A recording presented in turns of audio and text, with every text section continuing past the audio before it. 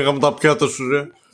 Ρε μαλακισμένοι, δώσε μου κάνα πιάτα, φάω κεφτέ. Ποιο κεφτέ, μπάσταρ, δεν γάμισου, ρε. Είπαμε κάνεις διατροφή, αφάς γιαούρτι.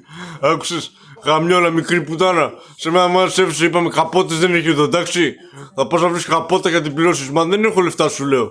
Ποια λεφτά μου λες εμένα, εγώ δεν ξέρω τι θα πει. Τι λες, ρε, πάει σε μένα.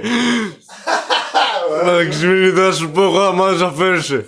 Και φτεδάκια κομμένα, άκουσες. Τι λες, ρε μαλακισμένη. Ρε, το γατί τι δουλειά έχει εδώ. Ρε μαλακά, ποιος σου είπε για κεφτέ, ρε. Άλλαξε την νοοτροπία, τι μαλακία πέταξα. Άλλαξε που σου φέρεσαι, ηλίθιε. Κατάλαβα.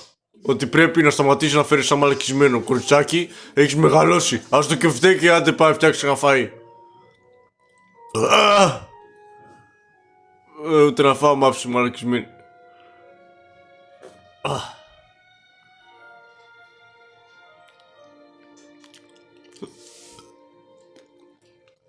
Μακάρι να είχα ένα σπίτι κι εγώ. Κάτσε, δηλαδή θέλεις να πεις ότι χθες τη γάμισε εκεί μέσα και τη βίασε εκεί πέρα. Ναι, σε εκείνο το μέρος ακριβώς τη γάμισε.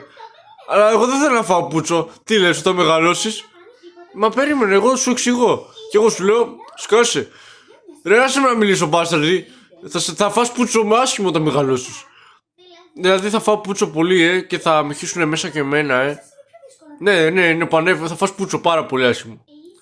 Ναι, επειδή είμαι κορίτσι, δεν σημαίνει και άμα γίνω αγόρι. Τι αγόρι είναι μαλακισμένη, κορίτσι είσαι, δεν έχουμε λεφτά για τέτοια. Δεν σημαίνει ότι έχω σπίτι παλάτι. Εδώ τραγουδάμε το Πούτσο. Και τα τραγουδάει Undertaker. Δεν μ' άρεσε. Κάνε κάτι με πουτάνα να μιλά. Τι να σου πω, γάμο τη μάνα σου. Ούτε πούτσο τα.